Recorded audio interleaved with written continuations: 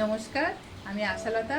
আজকে আমি করে দেখাবো কলার একটা দুর্দান্ত রেসিপি। তো যখন বাড়িতে খুব কলাটা পেকে যায়, অনেক সময় এটা খাওয়া যায় না, খেতেও ভালো লাগে না, কিন্তু যদি আপনারা এইভাবে এই কলাটা ব্যবহার করেন তো দারুণ লাগবে খেতে। ছোট বড় সবাইয়ের খুব পছন্দ হবে। তো এখানে দুটো কলা নিয়েছি একদম পাকা, আর নারকেল নিয়েছি। নারকেলটা প্রথমে একটু মিক্সিতে ঘুরিয়ে নিয়েছি। আপনারা যদি এমনি মানে টাটকা নারকেল হয়, এটা গ্রেট করে নিতে পারেন। আর একটু দিয়ে দিচ্ছি মৌরি এর সাথে, তাহলে এটাও ভেঙে যাবে আর খেতে ভালো লাগবে। মুখে যখন পড়বে এর একটা দারুণ গন্ধ। আর এবারে কলাগুলো ছাড়িয়ে দিয়ে দেব। তো যত কলাটা পাকা হবে তত ভালোই লাগবে এই রেসিপিটা। তো একটু ভেঙে দিলাম যাতে মিক্সিতে ঘোরাতে সুবিধা হয়।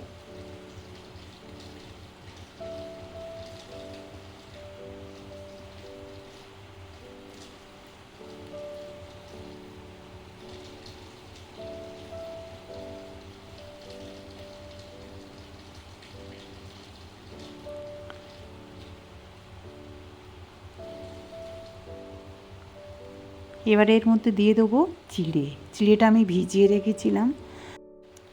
তো এবারে একটু এখন কম কম করে এটা বেটে নেব, মিক্সিতে ঘুরিয়ে নেব। আর চিড়ে দিলে এই রেসিপিটা খুব নরম হয়, সফট হয়। আর দিয়ে দেবো গুড়। আপনারা এখানে চিনি ব্যবহার করতে পারেন, তো আমি একটু হেলদিভাবে এটা ব্যবহার করছি, সেই জন্য আমি গুড় ব্যবহার করছি। আপনারা চিনিও ব্যবহার করতে পারেন। আর দিয়ে দিচ্ছি দুধটা আমি আগে ফুটিয়ে নিয়েছি। দুধ দিয়ে এটা ভালো করে পেস্ট বানিয়ে নেব। তো দেখতে পাচ্ছেন পেস্টটা খুব সুন্দর হয়ে গেছে। এবারে একটা বড় জায়গাতে এটা ঢেলে নেব। আবার বাকি চিড়েটা দিয়ে দিলাম, আর সঙ্গে দিয়ে দেবো এর সাথে সুজি। এখানে 1 কাপ সুজি দিয়ে দিলাম। সুজিটাও আবার এর সাথে ঘুরিয়ে নেব অল্প দুধ দিয়ে। তো এটাও ঢেলে নিলাম এর সাথে,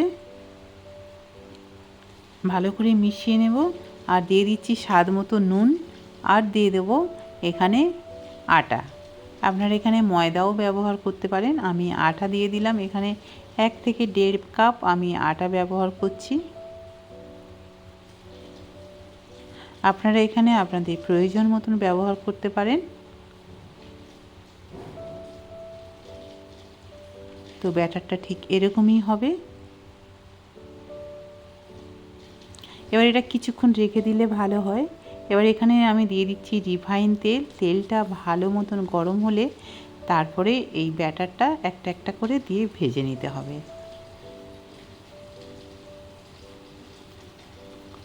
গ্যাসটা এখন মিডিয়ামে রেখে দিয়েছি। রেখে দিয়ে এটা ভাজবো।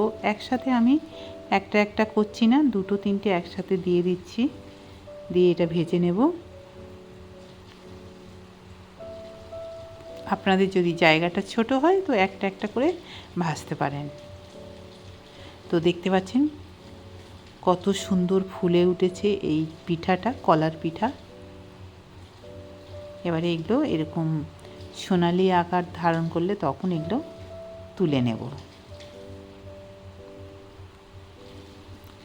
তো বাইরে থেকে ক্রিস্পি আর ভিতর থেকে খুবই নরম এটা খেতে, আর দারুণ লাগে খেতে। এটা আপনারা বানিয়ে 1 সপ্তাহও রেখে দিতে পারেন ফ্রিজে, খেতে ভালো লাগবে। তো এইভাবে বাকি সব ব্যাটার দিয়ে আমি এগুলো ভেজে নেব।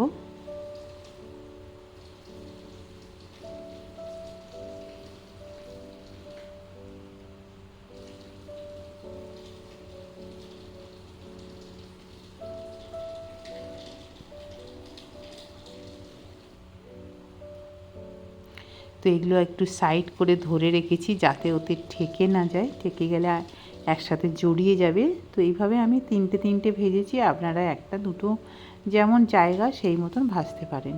একটু গরম তেলটা উপরে উপরে দিলে ব্যাটার মানে এগুলো খুব ভালো ফুলে ওঠে পিঠাগুলো।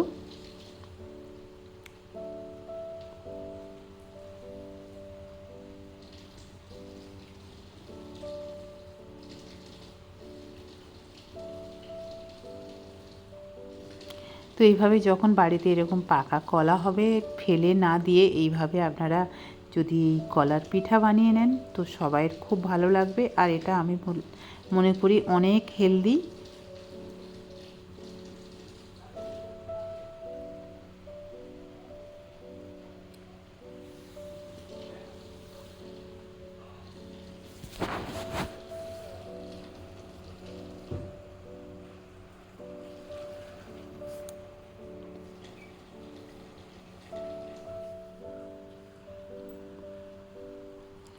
তো কেমন লেগেছে এই রেসিপিটা আপনাদের, আপনারা অবশ্যই কমেন্ট করে জানাতে পারেন।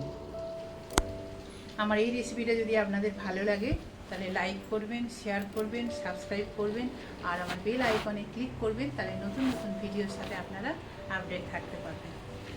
নমস্কার।